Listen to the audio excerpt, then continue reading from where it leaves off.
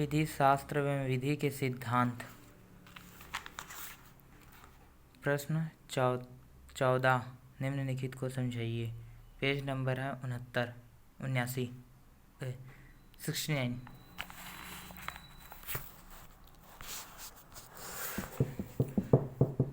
प्रश्न 14 निम्नलिखित को समझाइए।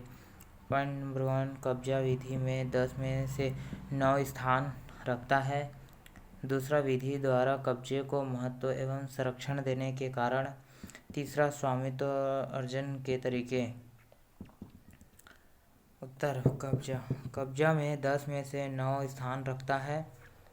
कब्जा स्वामित्व का प्रथम दृश्य साक्ष्य या प्रमाण माना जाता है। यदि कोई व्यक्ति किसी के कब्जे में दखल देता है तो उसे उस संपत्ति पर अपना बेहतर हक सिद्ध करना होगा। यदि वह ऐसा नहीं कर पाता है तो उस संपत्ति का स्वामित्व कब्जाधारी व्यक्ति में होगा। किसी व्यक्ति के कब्जे में दखल देना कानूनी उपकार है तथा अपकारी अपनी प्रतिरक्षा में यह दलील नहीं दे सकता है कि उस संपत्ति पर कब्जा रखने वाले के बजाय किसी अन्य तीसरे ही व्यक्ति का हक है। इस प्रकार कब्जे में स्वामित्व निर्माण की शक्ति निहित रहती है। किसी स्वामित्वहीन वस्तु को यदि कोई व्यक्ति अपने कब्जे में ले लेता है तो वह उस वस्तु का वास्तविक एवं एकमात्र स्वामी माना जाएगा।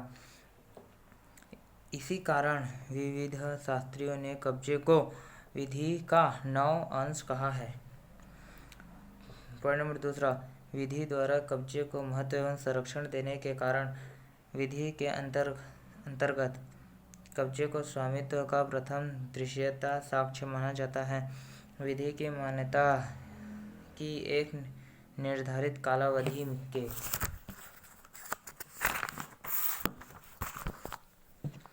पश्चात कब्जाधीन वस्तु पर कब्जाधारी स्वामित्व प्राप्त कर लेता है।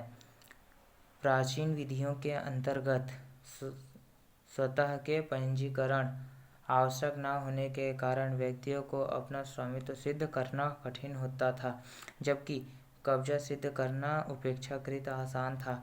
इसी कारण स्वस्वामी भी विधिक कार्यवाहियों का मार्ग अपनाए बिना किसी अतिचारी को बलपूर्वक बेदखल नहीं कर सकता है। कब्जा संबंधी मामलों में वादी को केवल यह सिद्ध करना पड़ता है कि उसका कब्जा प्रतिवादी की तुलना में श्रेष्ठ एवं पूर्णतः है, क्योंकि विधि की उपधारणा यह है कि कब्जा हक का अच्छा प्रमाण है। विधि केवल वैध कब्जे को ही महत्व व संरक्षण प्रदान नहीं कर सकती, बल्कि अवैध एवं अनावश्यकृत तरीके से प्राप्त किए गए कब्जे को भी संरक्षण प्रदान करती है। विभिन्न विधियों के अनुसार विधि द्वारा कब्जे को महत्व एवं संरक्षण दिए जाने के निम्नलिखित कारण हैं। पॉइंट नंबर 1, कब्जे को संरक्षण दिए जाने से आपराधिक विधियों को क्रियान्वित करने में सहायता मिलती है। किसी के कब्जे में अनुवांछित हस्तक्षेप से हिंसा की प्रवृत्ति को बल मिलता है। अतः समाज में शांति व्यवस्था बनाए रखने की दृष्टि से विधि यह आवश्यक समझती है कि कब्जे को उचित संरक्षण दिया जाए तथा वस्तु को वास्तविक स्वामी को न्यायालय में कब्जाधारी के विरुद्ध वाद लाने की अनुमति दी जाए। पॉइंट नंबर 2, कब्जे का संरक्षण अपकृत विधि के अंतर्गत अतिचार एवं संपरिवर्तन आदि के मामलों को निपटाने में पर्याप्त रूप से सहायक होती है। किसी व्यक्ति की भूमि या संपत्ति में अतिचार करना उसके कब्जे में हस्तक्षेप करना होता है। अपकृत विधि के अंतर्गत न्यायालय द्वारा अपकारित व्यक्तियों को अतिचारी के क्षतिपूर्ति दिलाई जाती है। इस संबंध में उपनिधान का उदाहरण दिया जा सकता है।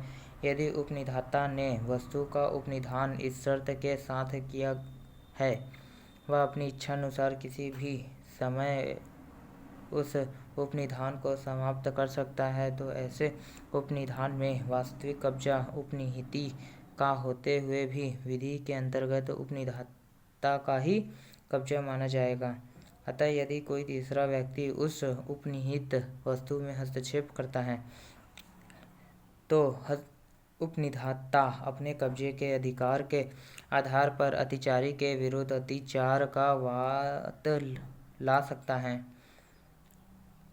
विधि के अंतर्गत कब्जे को संरक्षण देने का एक अन्य कारण यह भी है कि संपत्ति विधि में कब्जे को स्वामित्व अर्जित करने का एक अच्छा साधन माना गया है।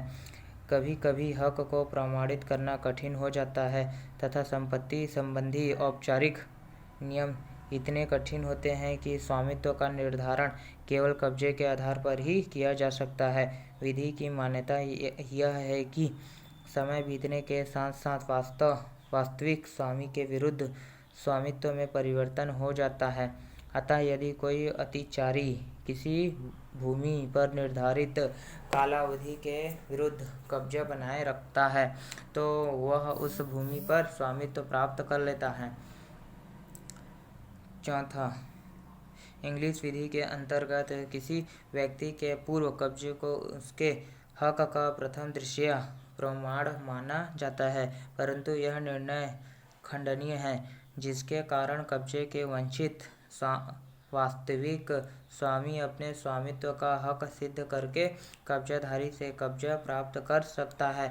ऐसी स्थिति में प्रतिवादी अपने बचाव में यह तर्क प्रस्तुत नहीं कर सकता है कि विवादित संपत्तियों का वास्तविक स्वामी न तो वह है और न वादी, बल्कि कोई अन्य तीसरा ही व्यक्ति उसका वास्तविक स्वामी है। स्वामित्व अर्जन के तरीके। जिन वस्तुओं का स्वामित्व अर्जित किया जाता है वे वस्तुएं दो प्रकार की हो सकती हैं। एक तो ऐसी वस्तुएं जिनका स्वामित्व किसी व्यक्ति में निहित न हो, तो दूसरी ऐसी वस्तुएं जिनका स्वामित्व कई व्यक्तियों में निहित है। स्वामित्व का अर्जन दो तरीकों से किया जा सकता है।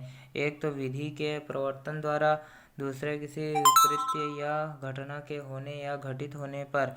यदि कोई व्यक्ति निवासियता के द्वारा या दिवालिया संबंधी कानून के प्रवर्तन के कारण किसी संपत्ति में कोई स्वामित्व अर्जित करता है, तो ऐसे विधि के प्रवर्तन द्वारा स्वामित्व का अर्जन कहा जाएगा। इसी प्रकार यदि कोई व्यक्ति किसी वस्तु का निर्माण करता है या उसे किसी व्यक्ति से प्राप्त करता है, तो ऐसा स्वामित्व उस व्यक्ति के कृत्य द्वारा अर्जित स्वामित्व कहा जा सकेगा। यदि कोई व्यक्ति किसी संपत्ति को वसीयत, दान या क्रय द्वारा किया वस्तु को प्राप्त करता है, तो उसे उपयुक्त अर्जन कहा जाता है।